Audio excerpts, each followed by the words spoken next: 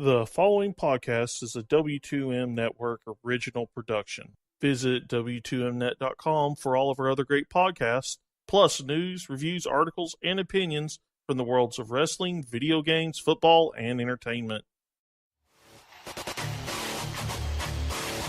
Wrestling to the Max NXT Review.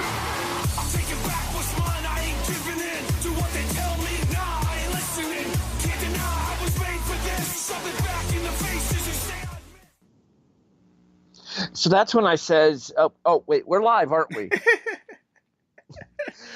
Good evening, afternoon, whenever you are listening to this. We are live to tape to the W2M Network with Wrestling to the Max's NXT review for April 25th, 2018. I am your host. My name is Harry Broadhurst.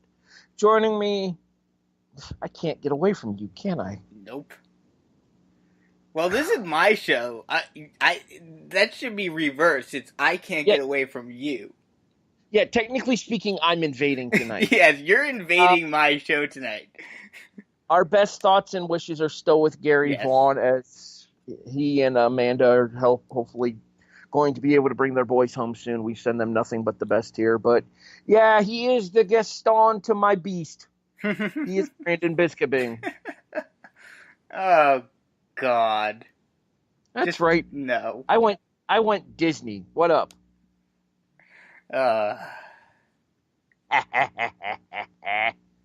We could do a Disney one at some point that would actually work in both of our favors.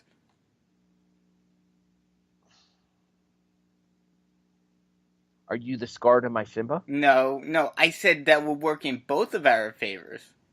Simba didn't kill Scar. The hyenas did. Yes, I know this. But you're on the right track. It's the same movie. Don't you dare call me your Mufasa. No, Timon and Pumbaa. They were friends, though. I don't know that we're friends. Anyway, seriously, though, we do have a lot to get to and not a whole lot of time to get to it. Today is the NFL draft as we are recording this. That's why we are recording this at 3:30 in the afternoon instead of the traditional Thursday night time slot that NXT usually comes to you at. So what do you say we get to it so that way we can get going? Let's do it. All right.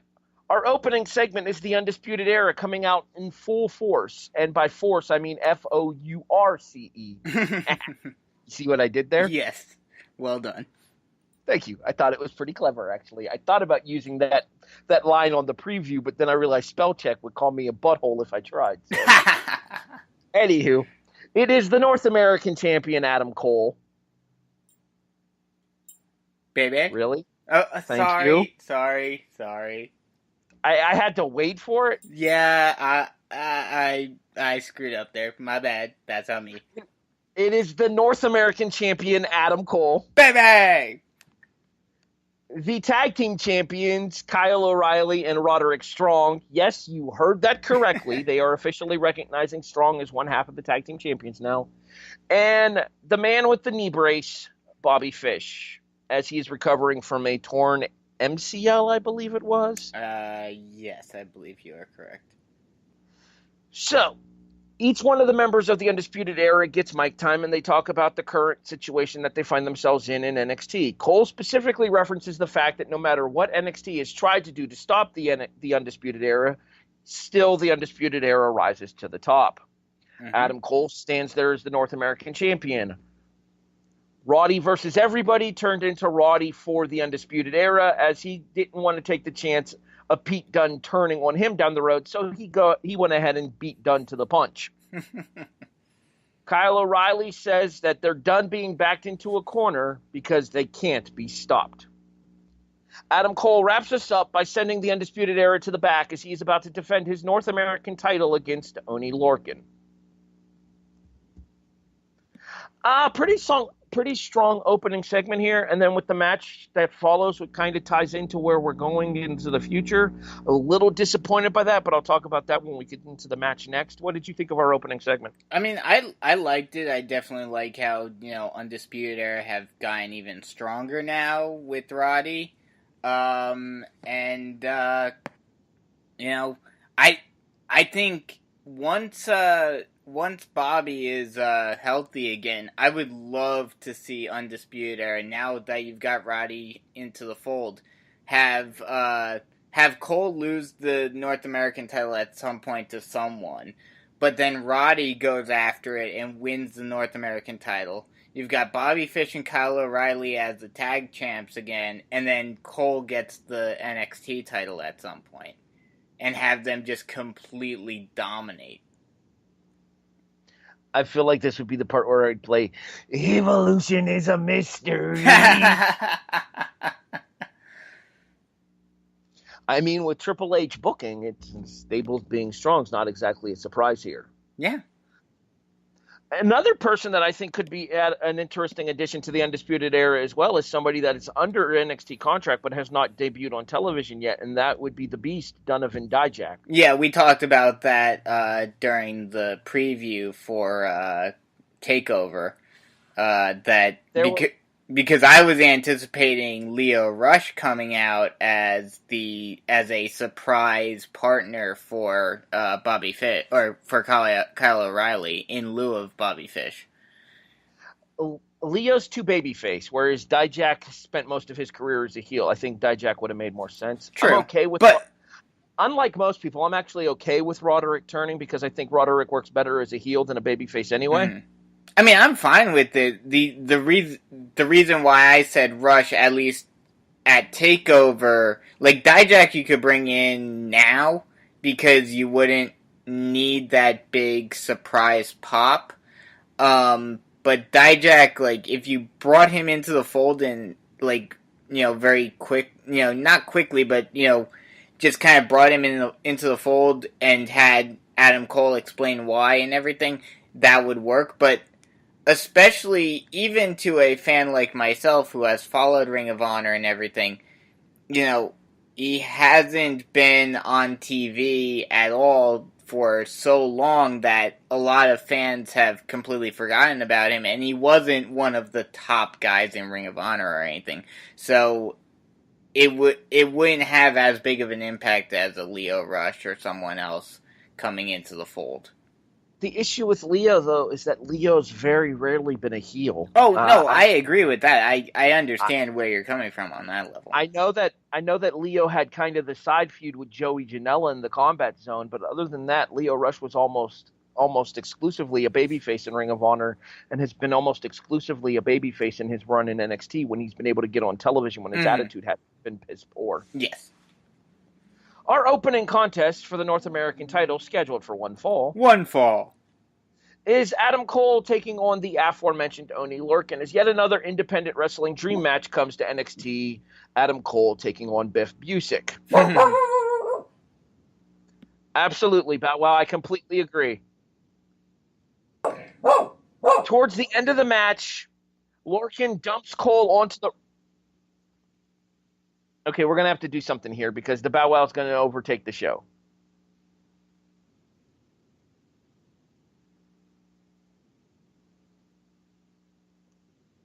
Are we Paul? We need a muzzle. That's all I'm saying. Anyway, back to what I was saying. The following contest, scheduled for one fall, is the North American title match as Adam Cole defends against Oney Lorcan, turning into yet another independent wrestling dream match come to NXT, Adam Cole taking on the former Biff Busick. Mm-hmm. Towards the end of the contest, Lorcan dumps Cole chest first onto the ring rope with a front suplex. Cole rolls out to the floor, and down to the ring comes sprinting, because Fish can't sprint, Roderick Strong and Kyle O'Reilly. O'Reilly checks on Cole with a trainer, and at the same time he's doing that, Roderick Strong pulls Oney Lorcan out of the ring, dumps him onto the apron with a back suplex, and then sends him back into the ring for Cole to have miraculously recovered enough to be able to come back into the ring and hit the last shot, the Shining Wizard to the back of the head, grounded version, in order to retain the title at about 5.5 minutes. The post-match is where this gets interesting, Brandon, because we see not only Oney Lorcan being attacked further by the Undisputed Era, we also see Oney Lorcan's tag team partner, Danny Burch, the former Martin Stone, being attacked as well. Martin Stone is British. Pete Dunne is British.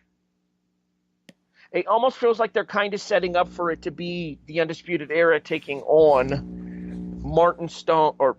Danny Burch, as he's known in NXT, Oney Lorcan, and Pete Dunne. Do you agree or disagree with that? I definitely agree with that.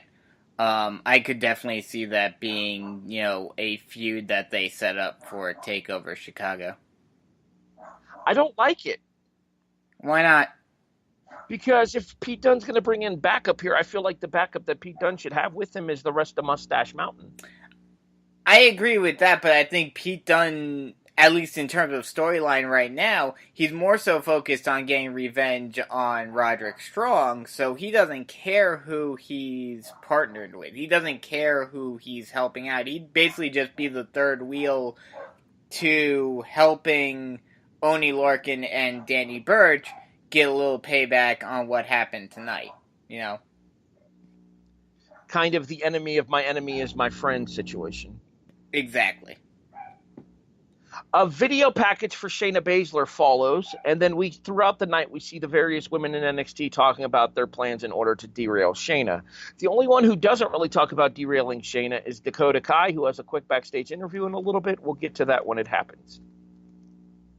Our next contest, scheduled for one fall, is Heavy Machinery of Tucker Knight and Otis Dozovich taking on Tino Sabatelli and Riddick Moss, and the long, slow-burning breakup of Sabatelli and Moss finally occurs here when Sabatelli short arms Moss and bails on him, leading to Heavy Machinery hitting the compactor and pinning Riddick Moss at about 4 minutes. I'm honestly shocked that they actually went this route this quickly because, while they haven't really done much in the ring, they've been pushing this team of Moss and Sabatelli so much that I thought that they were going to do a little more with them before breaking them up. I understand why they did it because these two, their egos are so big, but, especially after losing both Sanity and Authors of Pain, you would have thought that they might have needed a few more tag teams to help the division right now while it's rebuilding. I mean, yes, you have Heavy Machinery, you've got War Raider. Well, no. Hit me now. I am never calling them War Raiders. It is War Machine.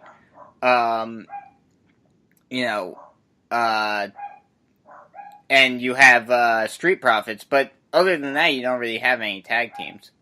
We'll have TM61, and I'm sure that there are other teams that are still coming up through the Performance Center. The re-debuting Uli Brothers as the Fallen, I think it is now. I'm not sure. I don't know for sure. I know they just got a new gimmick as well, but so post-match, the big talking point here is going to be the situation in regards to Heavy Machinery actually calling out the War Raiders, stating that, yeah, they can jump in from behind, but let's see what happens when they come face-to-face here. Do you have any interest in this tag match? Oh, definitely. I mean, unfortunately, I have a feeling because they're the new team and because Heavy Machinery hasn't really been used all that well in NXT, with the exception of a few pushes and a few moments, but for the most part, they haven't really had that great of a time in NXT. This is definitely going to go to War Machine, and, I'm hoping that they at least make this a pretty even feud between the two to kind of give Heavy Machinery a little bit of a bump as well. You say that, but I don't see it. I think this is going to be a way for the War Raiders to establish dominance. Well, exactly. No, I completely understand that. I get that. But, I mean, I've been a fan of Heavy Machinery since they first debuted. So, I want to see them do a little something as well. And I get where you're coming from with that. I actually enjoy the gimmick for Heavy Machinery, but let's be honest, it's a mid-card act at best, whereas Hanson and Rowe are the future of the NXT Tag Division, most likely. Oh, I agree with that.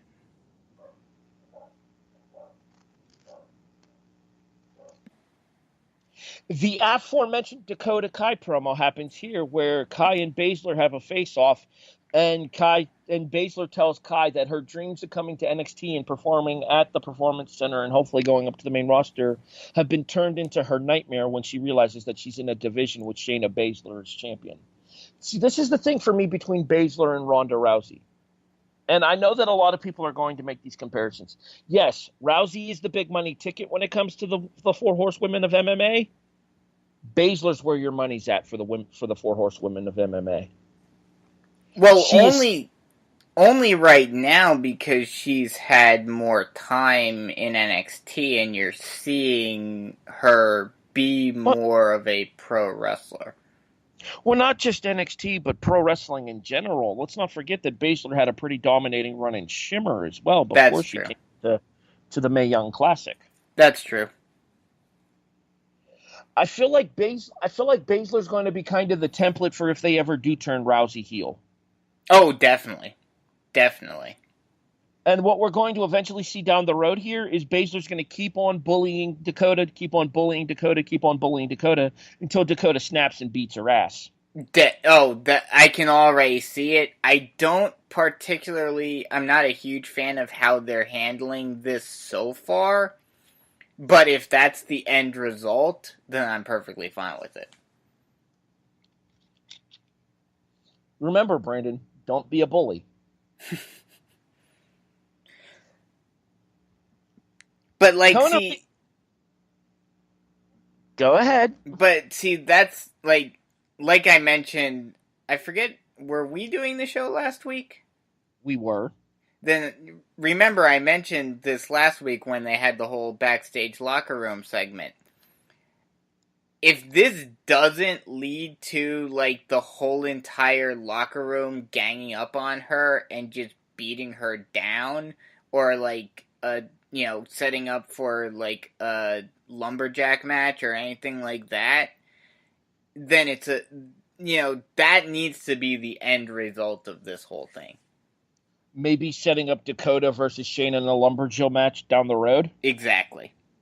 I could see that happening. I don't know if that's a match I'd put on a takeover, but I could definitely see that happening. I'm not a fan of lumberjack matches in general. I think they tend to get overly convoluted, but I can understand where you're thinking going with that. But I normally I agree with you, but in this scenario where she, in this storyline where she is completely ostracizing and bullying the entire women's roster, you wouldn't have the normal lumberjill concept of heels versus faces within the lumberjacks. Instead, it would be Baszler needs to stay the hell in the ring, she needs to stay in the ring and, make sure that, they can't get involved to hurt her. Because she knows she has no allies.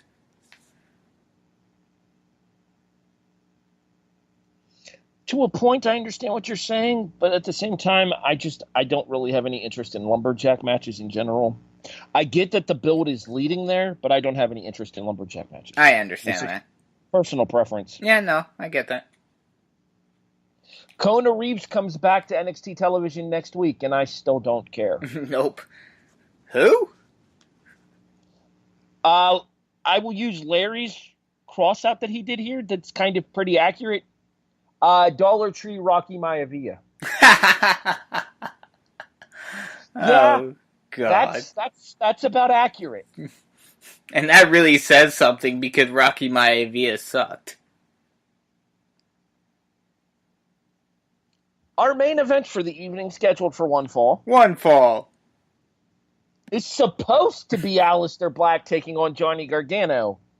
We talked about it in the preview. We also talked about this on the NXT review last week.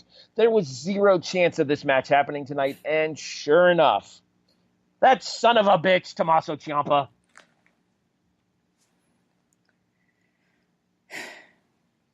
They end up getting into yet another brawl, and this one once again ends with an air raid crash from Ciampa to Gargano, this time taking Gargano off the stage and through a couple of the tables that happened to be conveniently sitting there. Mm-hmm. Ever notice how there's always tables sitting next to a WWE stage? I wonder why that is. Convenient. Yes, very. Mm-hmm. Your thoughts on the angle? I mean, I like it. The only thing that I'm wondering, and I know we talked about this last week, but I'm curious to see where this is leading. You mentioned Hell in a Cell, which I'd be perfectly fine with. But I hope that after they're completely done with this, like the Hell in a Cell is the final blow off, and Gargano is finally rid of Ciampa forever, and yada yada yada, that he actually does still get that title shot. That being said, as the ambulance pulls, the medical facility transportation device, I have to do this in Vinceism. As the ambulance is pulling away, you once again see Ciampa standing and waving at Gargano up on top of one of the NXT trailers like the glorious little asshole that he is.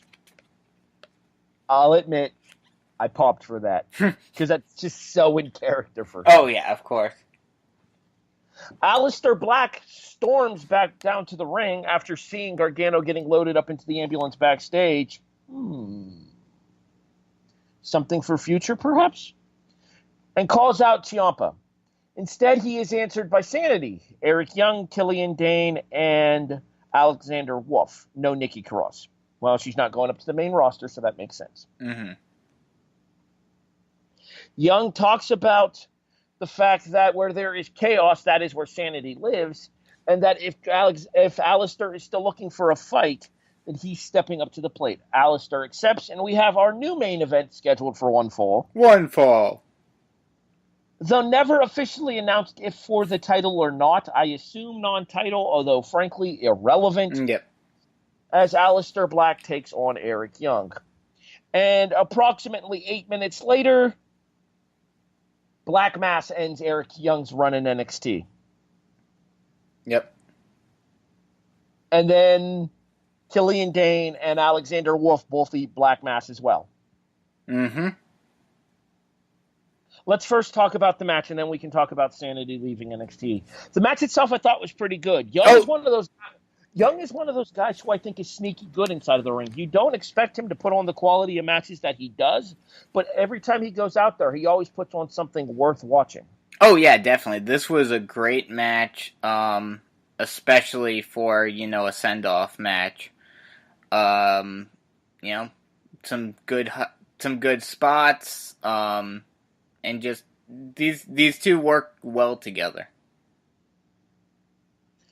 Post-match, we see the official write-off of Sanity from NXT television. I think this right here is why they were delaying their debut on SmackDown in order to have them properly written off of NXT first. Oh, definitely. Much the same way that we're going to see the debut on SmackDown soon of Andrade Cien Almas here.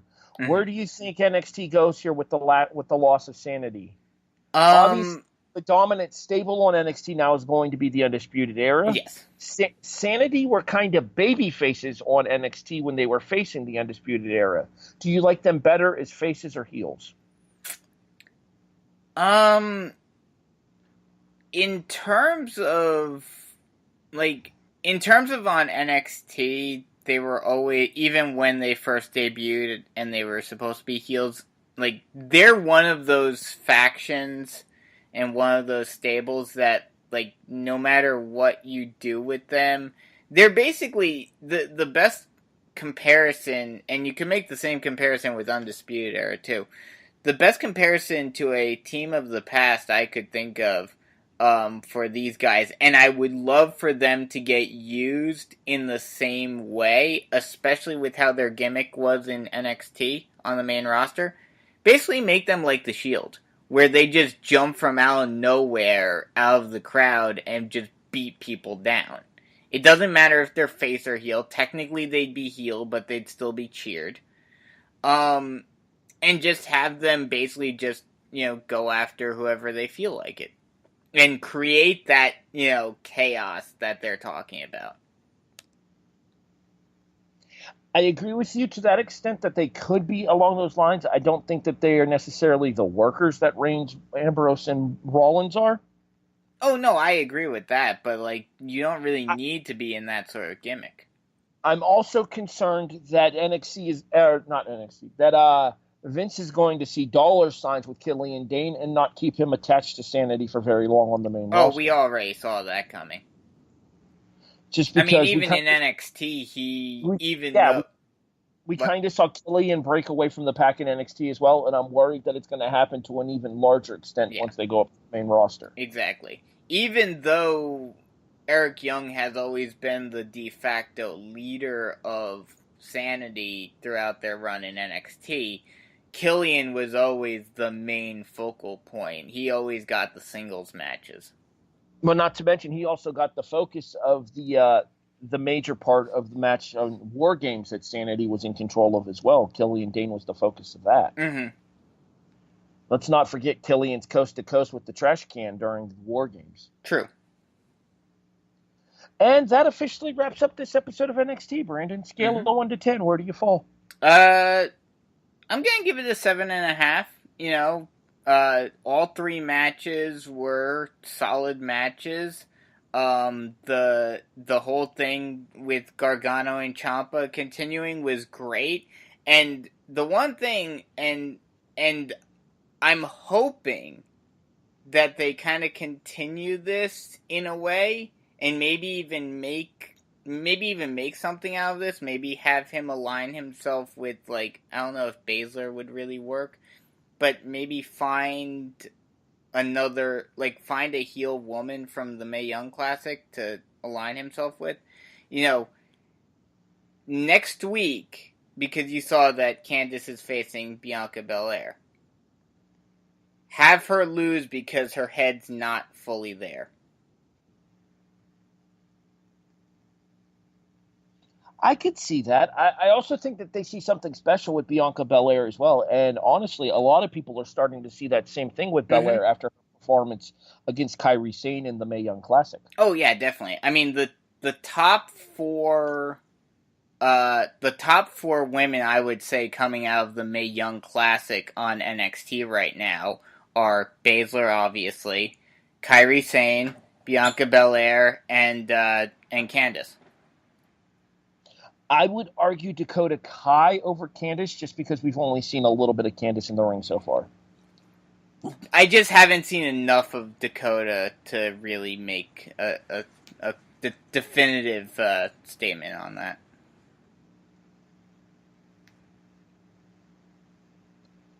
I'm going to fall somewhere around a 7, actually. I'm a little bit lower than you are just because while I appreciated the idea behind writing Sanity off, the other two matches, in my opinion, served as nothing more than angle fodder. Mm-hmm. You had Adam Cole take on Oney Lorcan in an attempt to further Adam Cole and the Undisputed Era's feud with whomever the next stable to step up and challenge them will be. I still think that the way to go in regards to stables is to have it be Mustache Mountain, British Strong Style, Pete Dunne, Tyler Bate, and Trent Seven. But at the same time there, I could understand why in the meantime, in the interim, you have them work with Oney Lorcan and Danny Burch's attempt to get revenge on the Undisputed Era. And then in the tag team match that followed, you had Heavy Machinery pick up a win in order to go forward with the War Raiders, while you had the match more so there to serve as the separation point for Tino Sabatelli and Riddick Moss. Mm-hmm. Let me just say two things real quick that I forgot to mention. First, one about the opening match, and then one about the main event. I don't, and again, this is me just simply looking too far into the kayfabe or the kayfabe element of it, but the ref shouldn't be that incompetent. That should have technically been like a disqualification win because Adam Cole was down. He could see him, and yet suddenly Oney Lorcan is down on the mat when he turns around. Like, come on. Are you really that stupid? And then on more so on a storyline level, looking, ahead. And I know NXT and the main roster, especially in Vince's mind, the storylines from one do not cross over into another. But it doesn't leave a very good taste going into the main roster that you basically send. I know most teams always, everyone in NXT, when they get sent up to the main roster, they always put someone else over at the end. But them getting completely destroyed 3-on-1 by Aleistar Black just does not, you could have done that in a better way, I feel, without completely, burying sanity in the process. I would make the argument to that not the majority of fans who watch SmackDown do not watch NXT, therefore they will have no knowledge of this existence. I understand that, and that's why I prefaced it with, that it doesn't, one does not translate into the other, but for those fans who watch both, it's just going to be yeah, you guys got spinning heel kicked, all three of you, 1, 2, 3, just like that.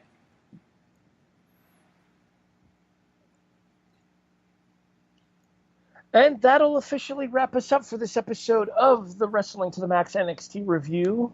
Hey, Brandon, where can people find you here on the W2M Network? They can find me every Monday night for the Raw review, every Tuesday night with you and Liz for the SmackDown and 205 Live reviews. You can find me next Wednesday on the Kickoff with Harry, Eric, and Jason for our draft review. You can listen to our draft preview from last night up on Wrestling to the Max and all of your podcast hosting sites. Jason and I will have a fantasy football podcast post-draft at some point, probably in a couple of weeks. And I think that's it. Well, you done stole all the plugs. I guess I got nothing to add here. Hey, you asked me where they could find me, so I said all of them. Helping you out here.